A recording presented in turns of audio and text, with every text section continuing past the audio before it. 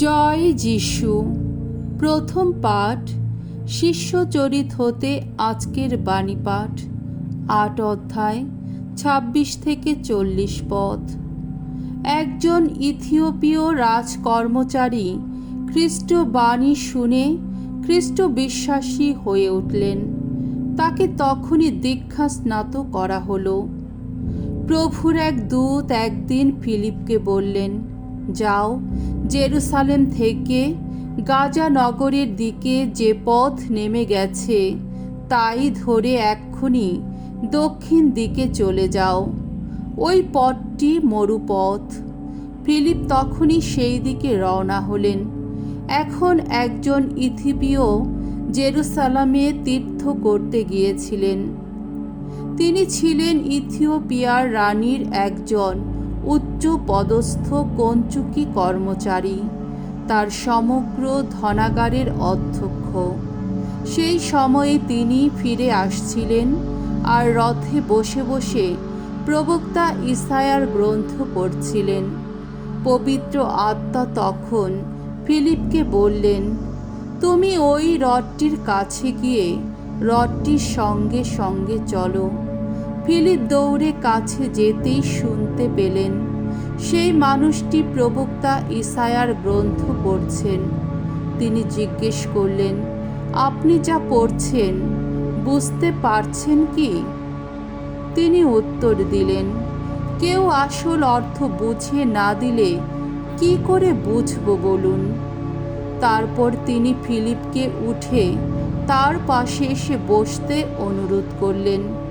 শাস্ত্রের যে অংশটি তিনি তখন পড়ছিলেন তা হলো এই, তাকে বধ্যভূমির দিকে নিয়ে যাওয়া হয়েছে মেষেরই মতো। লোম ছেদকের সামনে মেষ শাবক যেমন নীরব থাকে, তেমনি কিছুতে মুখ খুলেন না তিনি আজ লাঞ্ছিত, ন্যায্য বিচার থেকে তিনি আজ বঞ্চিত। তার বংশধরদের কাহিনী কেই বা বলতে পারবে? তার জীবন যে পৃথিবী থেকে আজ উচ্ছেদ করা হচ্ছে।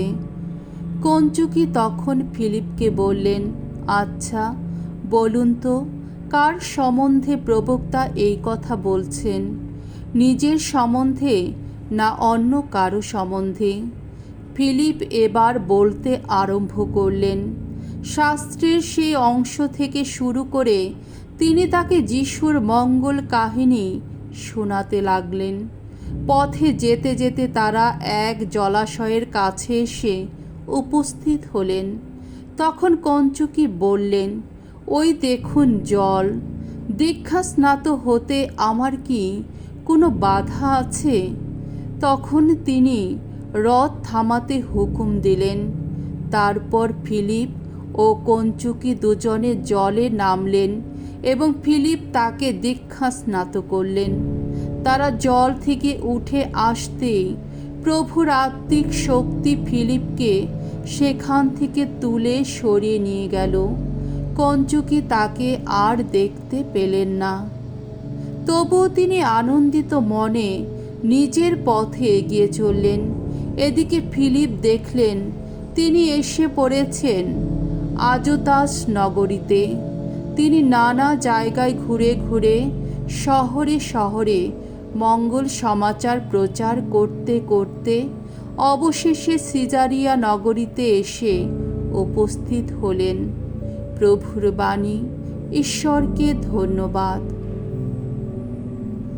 সাম সঙ্গীত ৬৬ অধ্যায় ৮ থেকে ৯ পদ, ১৬ থেকে ১৭ পদ এবং ২০ পদ। ধুয়ো, সারা পৃথিবী ঈশ্বরের জয়ধ্বনি করো, গাও তার নামের মহিমা। সর্বজাতির মানুষ, আমাদের ঈশ্বরের প্রশস্তি করো, আকাশে বাতাসে তুলো তার স্তব গাথা। আমাদের বাঁচিয়ে রেখেছেন তিনি, আমাদের পা দুখানি তিনি স্থলিত হতে দেননি কখনো। ঈশ্বর সম্ভ্রমী যারা, সকলেই এসো কান পেতে শোনো। আমার জন্যে তিনি কত কি যে করেছেন এসো আজ তোমাদের সে কথা শোনাই। কত না উন্মুখ হয়ে জানিয়েছি মিনতি সেদিন, তখন আমার ওষ্ঠে জেগেছিল তার শ্রুতিগান। ধন্য, আহা ধন্য ঈশ্বর, আমার যাচনা তিনি ফিরিয়ে দেননি, করুণা প্রকাশ্যে তিনি বিরত হননি। বাণী বন্দনা। জয় মৃত্যুঞ্জয়, জয় তোমারই জয়। আমি পরম অন্ন, স্বর্গ থেকে নেমে আসা জীবনময় অন্ন। এই অন্ন গ্রহণ করে যারা, অনন্তকাল বেঁচেই থাকে তারা।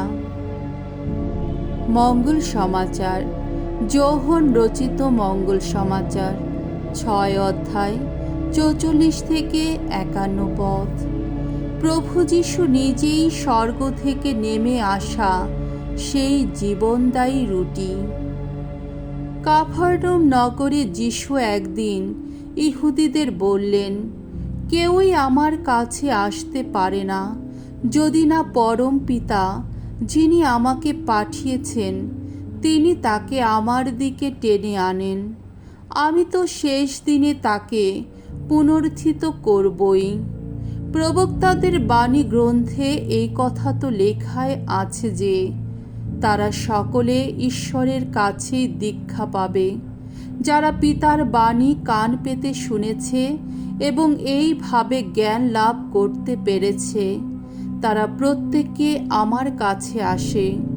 অবশ্য কেউ যে পিতাকে দেখেছে তা নয়, শুধু সে ছাড়া ঈশ্বরের কাছ থেকে যে এসেছে সে তো পিতাকে দেখেইছে।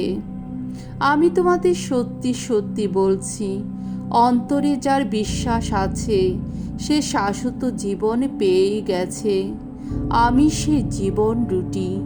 তোমাদের পিতৃপুরুষেরা মরুভূমিতে মান্না খেয়েছিলেন বটে, তবুও তারা তো মারা গেছেন।